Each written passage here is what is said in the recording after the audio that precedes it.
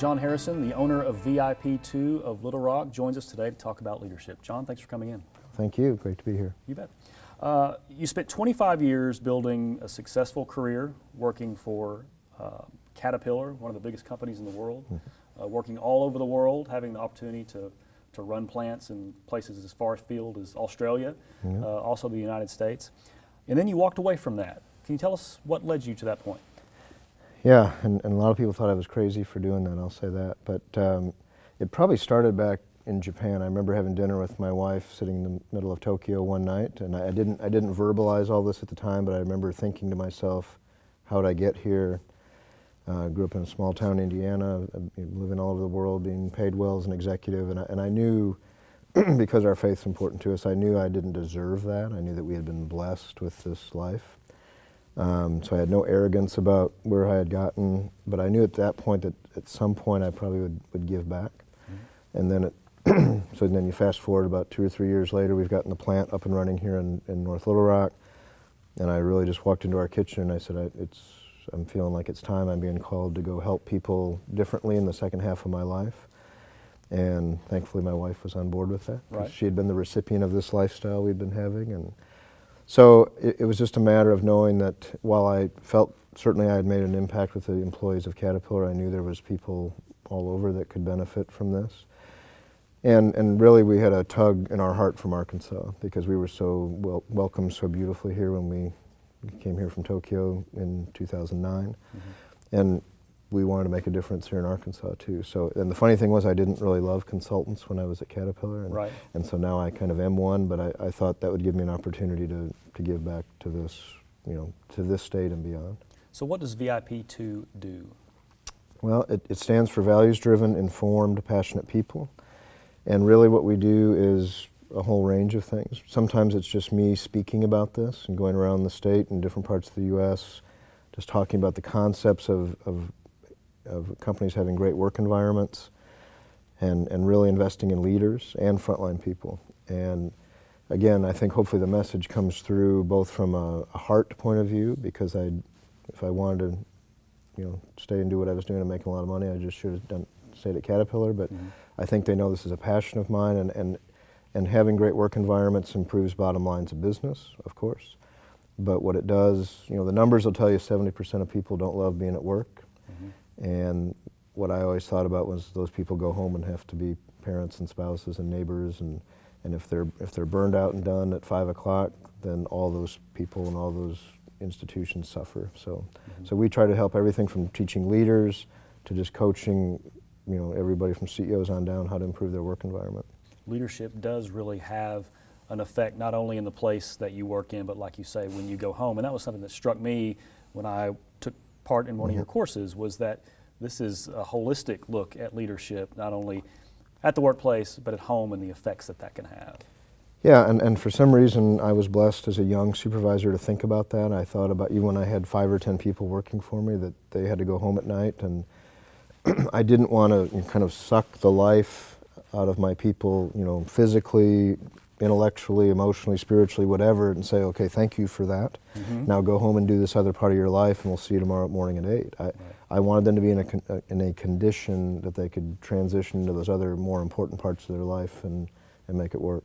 Is that the common mistake, that someone does good at a particular job, and so we feel because you do this one thing, you should lead 20 people? Is that the number one thing, or are there other things too? No, I think that's a big one. I think what we don't do is set expectations for what we expect for leaders. So if there's a supervisor opening in a company, we say, Mary or Joe, are you interested? And generally people will do it because it's more money. Right. But what I try to teach is we should say, okay, now Joe or Mary, if you'd like to be a supervisor here, let me tell you what it means and what those expectations are. You've got to be a great communicator. You've got to hold people accountable. You've got to be a positive, impact on the company, which means you speak positively about the company and you're not bad-mouthing the organization in front of other people. And there's about 8 of those categories that over my career that I put together, and I think that's what we should do, is say, now are you still interested in the supervisor job when you have to do all those things? And some people might say, no, that's really not my thing, and that's okay. But if they are, then we need to train them, and then give them feedback on how they're doing in those areas. And frankly, that takes time. And we're, especially in the United States, we're about return on investment. Let's get them into the position and life's good, but most of the time it's not good. Do you find that the prospect of becoming a leader or being a leader, is that intimidating to most people? Yeah, and frankly, it should be, because it's a big responsibility. I think some people think, well, I'll just do my technical thing like I was doing. I got a little bit more money, I got a nicer office, life's good. But no, I think it is. I think when you start realizing you are impacting other people's, happiness and productivity and all that, it gets overwhelming. How do you combat that? Well, that's what we try to do, is to try to understand. First of all, we want all leaders to know that they're human, that they are not 100% responsible for everything that goes, well or wrong in an organization. But we try to give them tools that helps them understand how to communicate with people, how to hold people accountable. For example, one thing that I wish someone would have taught me when I was a young supervisor was having difficult conversations. Right. I think that's the cornerstone to really any relationship. Could be marriage, could be a workplace. If you don't get things on the table and talk about things when they need to be talked about, generally dysfunction ensues. So we do things like that whether again it's a CEO level or a frontline supervisor, to help them understand how to do some of these things and just give them tips along the way. And it's amazing just to see, I've had people who have been supervisors for 10 or 15 years come up to me at the end of a session and say, wow, I wish I would have known that, when I first started. So we just try to kind of reduce some of that anxiety by giving them some ways to combat those things. Do you think everyone has the capability to be a leader, or are there some people who just maybe aren't cut out for it, and some people who uniquely are going to be leaders? Yeah, there's always that, are leaders born or nurtured, just like anything else? And I think it's a combination. I do think there are people that naturally have an affinity to that. But I think the issue is, in our sessions we talk about personality types, because that's another real aspect of diversity that we don't think about a lot.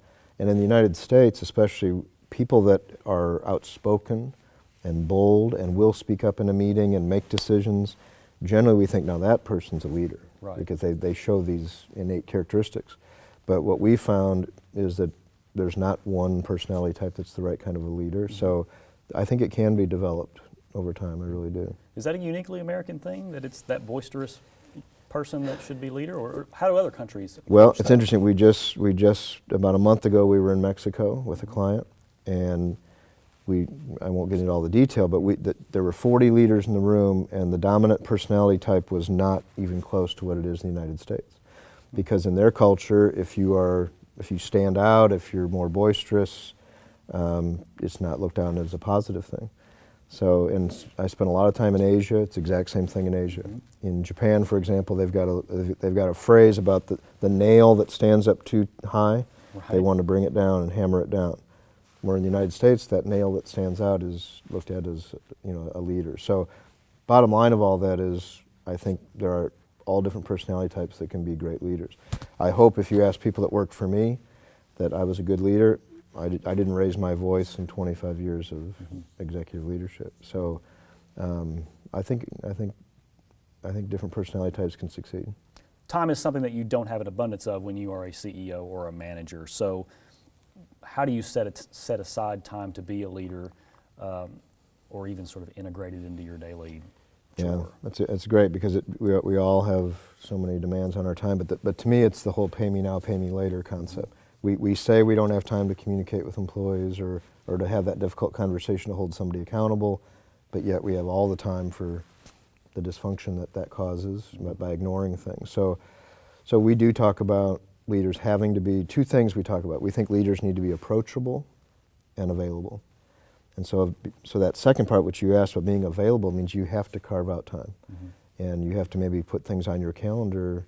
I'm going to spend an hour just informally meeting with my team, or I'm going to have one-on-ones with every single person every other week, and this time of year, let's get them on the calendar for 2017 right now, because generally I feel those, it's like preventative maintenance on your car.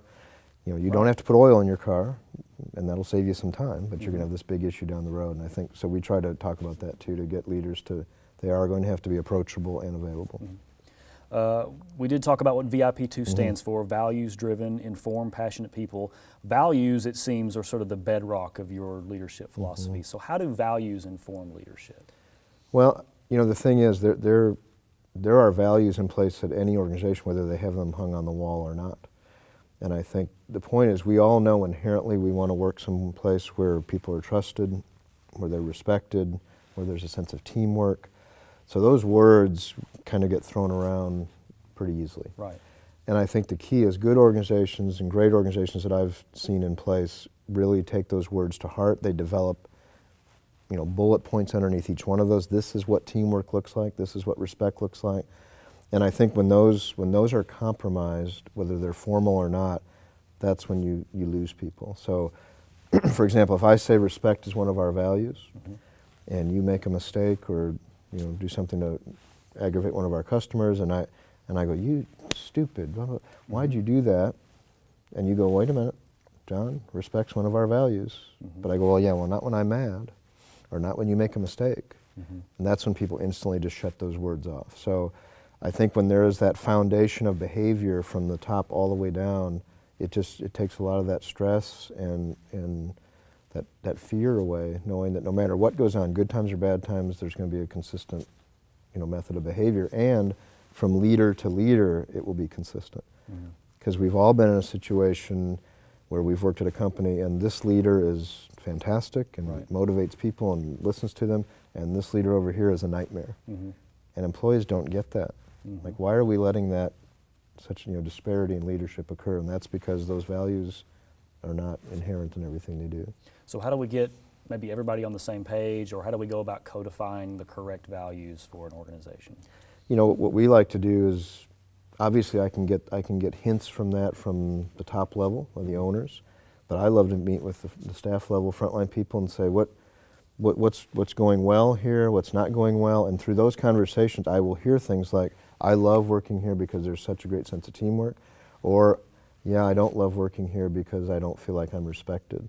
And so I love when the employees themselves generate the words. And so I say, okay, I spent some time with your folks and these were the words I heard. And then now it's about putting some detail behind those. And then the other part that most companies miss is, are you actually giving feedback to employees on how they're living that out? So I can say, yeah, I'm a team player, but I need to get some feedback from people that work with me, either direct reports or peers. Does John really live out teamwork every day? And once those employees get that feedback, a mature employee doesn't freak out if that feedback's not all great. That person says, I really appreciate that I got some of that feedback and I'm going to work on it.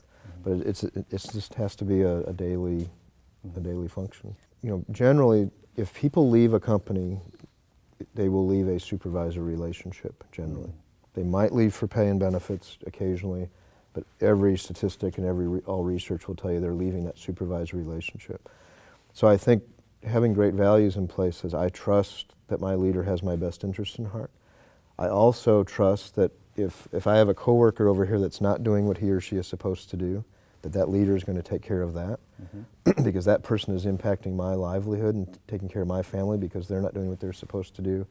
So I think from a frontline person being, quote, engaged, I think basically it tells that person, I know that there's going to be a consistent approach every day that I come to work. Are there going to be some bad days and good days because of machinery being down or technology fails? Of course. But if the human side is consistent, it pulls a lot of that stress away. It's kind of like when we talk about high maintenance people. Right. If you go, I don't like hanging out with that person because they are high maintenance. That means you never know what you're going to get. And the people that you gravitate towards are the ones that are consistent, always in a good mood. And so the same at work. I think if you know that the people around you, there's a consistent level of behavior, then that's where true engagement happens. A leader has to know a lot, I guess, about a lot of different things, and must know their employees to a certain degree, must sort of get in the weeds and be engaged with a person. What are some of the things that a leader needs to know about their team in order to effectively lead? So we do a whole session in part of our 2-day program about, we call it peeling back the onion and knowing your people. We talk about things like, obviously there's visible differences of gender and race and generational, millennials and boomers, but we get into personality type. because that's a huge thing that we don't think about. So an example of that, the standards should all be the same. Okay. But different personality types, I may need to coach you differently than I do the person that sits next to you. But again, that takes time. Right. So we try to really peel back and have people understand that great leaders know what motivates their people. They know maybe how they were raised, generational stuff, all of that, so that they get the best out of them. Another thing that you hear about leadership, and it could be kind of a trope, is communication is key. And I think that tends to lose meaning because you hear it so often. So what should you be, as a leader, what should you be communicating, and why should you be communicating that thing? So one thing that we advocate is having just daily, quick little 5 or 10 minute huddles in the morning. Office or factory, doesn't matter. Here's what's going on today. Hey, by the way, the copy machine's broken and somebody's coming at 10 o'clock to fix that. Does anybody have any questions about anything? So I think there's, obviously you've got to, there's company results that have to be communicated so people know, are we winning or not? Right. Customer, feedback is huge. But I think most of it is just taking away that unknown. So this is what's going to happen today. If something changes at lunchtime, let's get everybody to get back together for 5 minutes. By the way, we thought we were going to do this, now we're going down this path. Most people are stressed when they don't know what's going on. It's why a company like Entergy today, they send out text messages when there's a power outage. Right. Now part of that's self-serving because they don't get 5,000 phone calls, but part of it is to let people know, we know your power's out, we think it's going to be back on in an hour. And that just instantly reduces stress. People like to be in the loop a little bit too. And that's what leaders need to do. How does a person go about finding a good leadership style? And as I ask that question, I don't know that that's maybe a good question because I think everybody has their own sort of different way of finding things, and perhaps they shouldn't go about emulating a certain style. They should find the style that's probably right for them. Is that what you find, or are there styles of leadership that people should engage with? There are styles, but I think one thing we do teach is actually we think great leaders vary their style based on the person or the situation. Okay. So one style that nobody likes is called micromanaging. We always talk about that. Well, my boss is hovering over me, but if you're a new employee or you're an existing employee on a new task, you really want a leader to not micromanage, but to walk through step by step. This is what needs to be done. And then as things progress, now you need to back off, or it will become micromanaging. There's times where we're delegating, just telling the person, hey, this is the goal, you got it, see you later. That's a great style to use at certain times. For the new person, that sounds great. Hey, you're glad you're here, it's your first day, love you, see you later. Right. Can be just as frustrating as being micromanaged. So we do a session on that too about, your personality is your personality, you probably can't change that, but varying your style based on the situation and the person is really a mature style of leadership. You may have an experienced employee who's trying something new, and in that case you may have to return, I guess, to a more of a direct style, absolutely. Right. But see, we don't do that sometimes because we think, well, Joe's been here for 20 years. I don't want to insult him by helping him through this step by step. Where Joe's saying, please help me. Yeah. So that's another sign of just being aware of where your group is. Some people may think that they have, I've got a small team. I know the people I work with. They're all smart. They're all capable. They're very talented. Maybe I don't need to spend a whole lot of time on leadership. Can that ever be true? Yeah, I don't think so. I think you always have to, obviously the logistics of supervising 3 people versus 1,000 causes the methods to be different. But I think leadership is a constant, and I think some of these, maybe communication is more informal when you have a small group, but you still need to have one-on-ones. You got to get people away from the group setting. So no, I think it's a constant no matter what size the group. There's always going to be conflicts in your workspace. What should you do about, are you trying, as a leader, are you trying to mitigate and avoid conflicts, or are there times when you should embrace a conflict and actively use that as an opportunity to change? Yeah, I think the word conflict is distorted in our society because it immediately conjures up arguing and fighting, and conflict in itself is not a bad word. It's a difference of opinion. And kind of like I said, back to these difficult conversations, I think if there is a conflict, you obviously want to get it on the table as soon as possible. I sometimes use this visual of like it's a gauge on your vehicle. So let's think about a conflict in terms of an employee that has a bad attitude or attendance issue. Well, the minute I see that is when I want to have that conversation. Because at that point, it's not a huge deal. It's a great chance for me to see how mature the employee is in responding to that. Yes, my attitude's probably been a little bit bad of late, so I thank you for bringing that up. I'm going to fix it. I love seeing that. But we don't do it here. We let it go way down here, and now it's toxic. It's a cancerous situation. Maybe we want to fire that person. And I think, so what we try to teach is when there's ever something that's uncomfortable or there's a difference of opinion, let's talk about it in a constructive manner as soon as we can, before feelings get hurt and all those other things. I want to talk a little personally with you. People learn from their mistakes, so what might have been maybe your biggest leadership mistake, and what were the things that you drew from that? But I remember one thing that I did early on was, if I had a problem with one or two people, I would tell the whole group. So I've got 20 people, and I said, now we're having an issue with attendance. I need to remind you that everyone needs to be here at 8 o'clock in the morning. Right. Well, the problem is I just ticked off 18 people because only 2 are really causing the issue, and that's again avoidance of conflict, right? Instead of me just talking to those 2 that were causing the problem, now I've angered everybody. And I didn't do it on purpose. I did it because it was fast. It seemed efficient, but that's where people can become disengaged, because those 18 people walk away and go, John doesn't have a clue, because he's now just talked to me like a child when he should have been talking to these other people. So everything that we talk about in our sessions comes out of real life, quote, mistakes like that. Well, and you might have also thought that you were communicating. Sounded good. Yeah. Over communicating in that situation. That's right. But psychologically, it was the worst thing I could have done. Right. If you had one good piece of advice for a new manager or a new CEO coming into a situation for the first time with a leadership responsibility, what would that be? You know, I think the first one that comes to mind is to ask for help. Because again, I think in the United States, I think how we're raised, I think we're thinking leaders have to be right, and we always have the answer, and that's silly. Because our people know, they laugh at us behind the scenes because they know we're human and we don't always know the answer.